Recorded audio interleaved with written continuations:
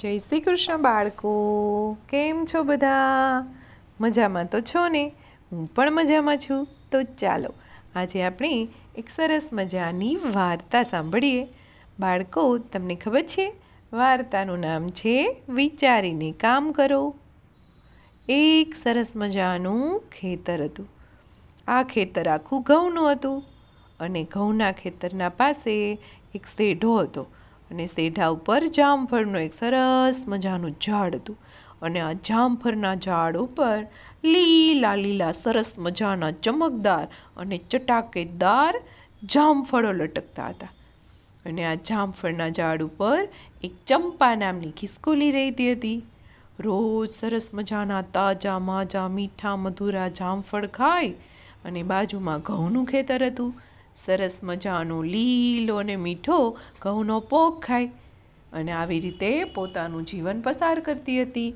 આખો દિવસ જામફળને ઘઉં, જામફળને ઘઉં, જામફળને ઘઉં ખાય અને પોતે તો બહુ વ્યવસ્થિત અને શક્તિશાળી બની ગઈ હતી. પરંતુ એને રોજ હવે જામફળ અને ઘઉંનો સ્વાદ ગમતો ન હતો. એને એવું થયું કે રોજ આ ખાય અને હવે હું કંટાળી ગઈ છું. એણે વિચાર્યું કે ચાલને હું થોડાક દિવસ મારા બેનપણીના ઘરે જાઉં, બેનપણીના શહેરમાં ફરી આવું. એની બેનપણી પાસેના શહેરમાં રહેતી હતી અને એનું નામ હતું નીરા. આ નીરાબેન તો એક સરસ મજાની મોટી શાળામાં રહેતા હતા અને શાળાની અંદર જુદી જુદી જાતના કેટલા બધા ઝાડ હતા. નીરાબેનને તો બહુ મજા આવે. એક ઝાડ ઉપરથી બીજા ઝાડ ઉપર, બીજા ઝાડ ઉપરથી ત્રીજા ઝાડ ઉપર, ત્રીજા ઝાડ ઉપરથી ચોથા ઝાડ ઉપર, આમ કરતાં કરતાં નીરાબેન તો આખો દિવસમાં બધા જ શાળાના ઝાડ ફરી લે અને જે કાંઈ નવું નવું ખાવાનું મળે એ બધું ખાય અને ખૂબ મજા કરતી.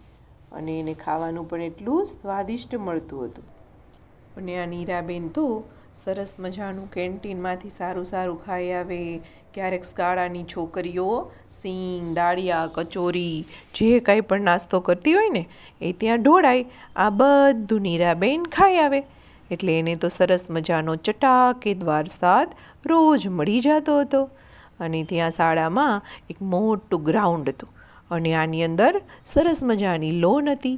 આ લીલી છમ અને કૂણી કૂણી લોન ઉપર ચાલવાની એને ખૂબ મજા આવતી. ક્યારેક તો નીરાબેન આ લોન ઉપર આડોટવા માંડતા. પછી તો ચંપાબેન તો ધીમે ધીમે ચાલતા ચાલતા નીરાબેનના ઘરે પહોંચી ગયા. નીરા તો પોતાની બેનપણીને જોઈ અને આનંદમાં આવી ગઈ. પોતાની લાંબી ચટાકેદાર પૂંછડી હલાવી હલાવી અને પોતાનો આનંદ વ્યક્ત કરતી હતી. બંને બેનપણીઓ ભેટી ગયા અને એક લીમડાની છાયામાં બેસી ગયું. કેટલી વાર સુધી બંને જણીઓ વાતોના ગપ્પા લગાવ્યા. પોતે બંને જણો પોતાની એકબીજાના સુખ દુઃખની વાતો કરતી હતી. અચાનક નીરાને યાદ આવ્યું. એને પોતાની બેનપણીને પૂછ્યું, બેનપણી, તું કંઈ ખાઈ પીને આવી છે કે નહીં? હું તો વાતોમાં ને વાતોમાં બધું ભૂલી ગઈ. તું કહે તો ખરી, તને ભૂખ લાગી છે, તરસ લાગી છે? હાલ હમણાં જ હું તારા માટે ખાવાનું લઈ આવું. તું થોડી વાર અહીંયા આરામ કર. નીરાબેન તો દોડ્યા. શાળાની છોકરીઓ જુદી જુદી જાતની સરસ મજાની વસ્તુઓ ખાતી હતી ને એમાંથી જે હેઠું પડ્યું હતું એ બધું કચોરી ને શીંગ ને જે કાંઈ પણ મળ્યું એ બધું લઈ અને નીરાબેન તો ચંપાબેન આગળ આવી ગયા. ચંપાબેન તો માંડ્યા ચટક કટર પટર કટર પટર ખાવાનું ખાવ્યા. ખાઈને એને તો ખાવાનું બહુ ભાવ્યું. નીરાને કીધું, અરે નીરા, આટલું સ્વાદિષ્ટ ખાવાનું તો મેં પહેલી વાર ખાધું. હું તો ત્યાં કંટાળી ગઈ હતી. ઘઉં ને જામફળ, ઘઉં ને જામફળ, ઘઉં ને જામફળ. આ ખાઈને તો હું સ્વાદ ભૂલી ગઈ હતી કે બીજું એ કંઈ ખાવાનું હોય. આજે ઘણા દિવસ પછી મને આટલું સરસ અને સ્વાદિષ્ટ ભોજન તે ખવડાવ્યું છે. પછી તો એણે કીધું, નીરા કહે છે કે એક કામ કરને, તમારે ત્યાં ખાવાનું ઘણું સ્વાદિષ્ટ છે તો તું અહીંયા રોકાઈ જાને. નીરાએ કહ્યું, અરે આ ખાવાનું તો કાંઈ જ નથી, તું મારી સાથે કેન્ટીનમાં ચાલ. ત્યાં તો અલગ અલગ પ્રકારની કેટલી વસ્તુઓ મળશે. તું ખાઈને એટલી ખુશ થઈ જઈશ. નીરાએ કીધું, પરંતુ આપણે કેન્ટીનમાં જઈએ પણ ખાવું કેવી રીતે? ત્યાં તો કેટલા બધા લોકો હશે. પરંતુ નીરાબેનને તો બધા જ આઈડિયા હતા, કેમ કે એને તો રોજનું થયું. બંને બહેનપણીઓ એક બારીમાંથી સીધા કૂદકા મારતા મારતા કેન્ટીનમાં પહોંચી ગયા. જુદી જુદી જાતની વસ્તુઓથી કેન્ટીન તો મહેકી રહી હતી. સરસ મજાની સુગંધો આવી રહી હતી. ત્યારે નીરાએ પૂછ્યું કે ચંપા, તું શું ખાવાનું પસંદ કરીશ? ત્યારે ચંપાએ જોયું તો એક તપેલીમાં સરસ મજાની સુગંધ આવતી હતી. ચંપાએ પૂછ્યું, અરે ઓ નીરા, જો તો ખરા આની અંદર શું છે? નીરાએ જોયું, ઓ આમાં તો આલુ છોલે છે. બંને બહેનપણીઓએ તો પેટ ભરીને આલુ છોલે ખાધા. એટલામાં તો માલિકના આવવાનો અવાજ સાંભળ્યો. બંને જણિયાથી કૂદકા મારતા મારતા ભાગ્યા. પછી નીરાએ પૂછ્યું, ઓ ચંપા, ખાઈ તો લીધું, હવે તું ચા પીશ કે શરબત પીશ? ચંપાએ કીધું, મારું પેટ તો ભરાઈ ગયો, હવે મારે તો કાંઈ ન જોઈએ, ફક્ત એક ઘૂંટડો પાણી જોઈએ છે. બંને જણીઓએ ગળામાંથી ઘૂંટડો પાણી પીધું. નીરા બોલી, અરે ચંપા, ચાલ હવે હું તને આ મારી આખી શાળા બતાવું. બંને જણીઓ લીલીછમ મખમલ જેવી સુવાળી લોન ઉપર ઘણા સમય સુધી ફર્યું અને ત્યાંના સુંદર વાતાવરણથી ચંપાનો થાક બિલકુલ ઉતરી ગયો. ચંપા તો નીરાને ત્યાં કેટલા દિવસ રોકાણી. બે બહેનપણીઓને અલગ થવું જરાય નહોતું ગમતું.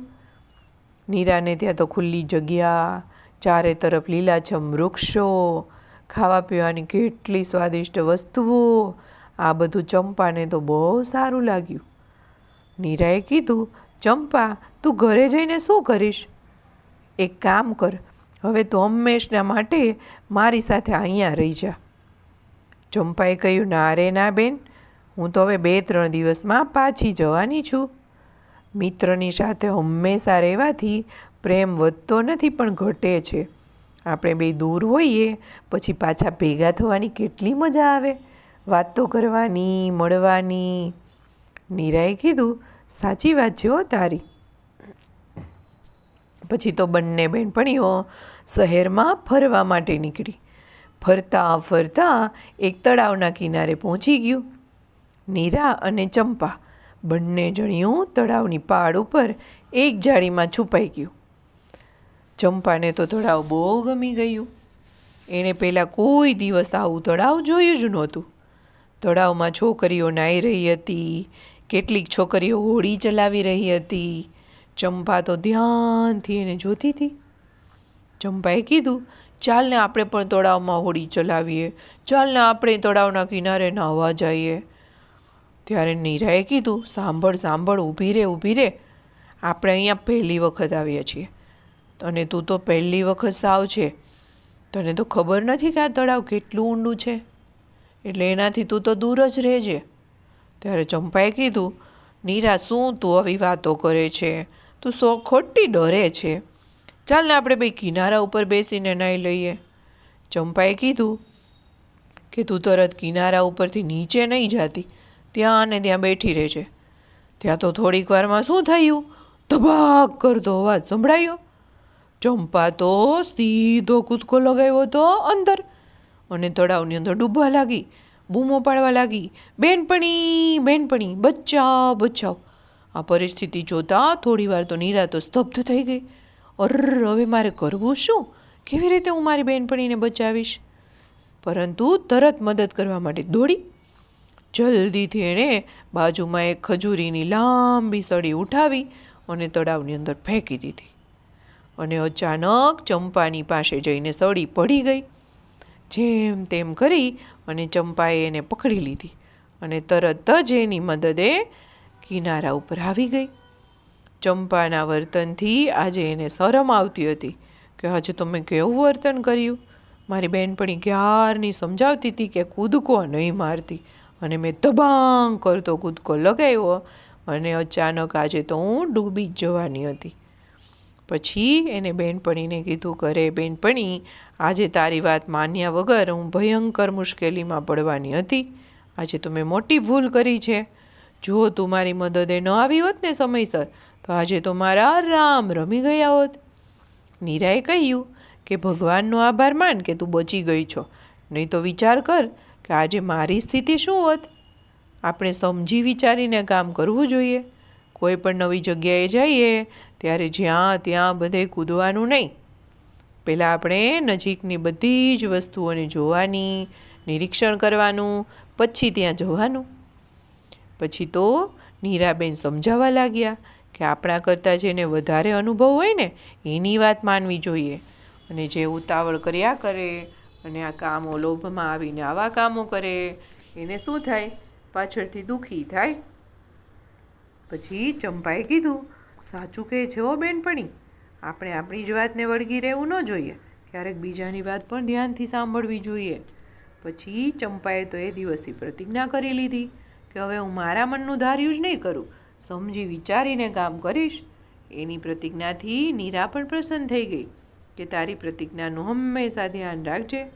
પછી તો 3-4 દિવસ પછી ચંપાબેનને કેટલી બધી ભેટ સોગાદો આપી અને નીરાબેને એના ઘરે વિદાય કર્યા. બંને બેનપણીઓ આજે તો છૂટી પડી ગઈ.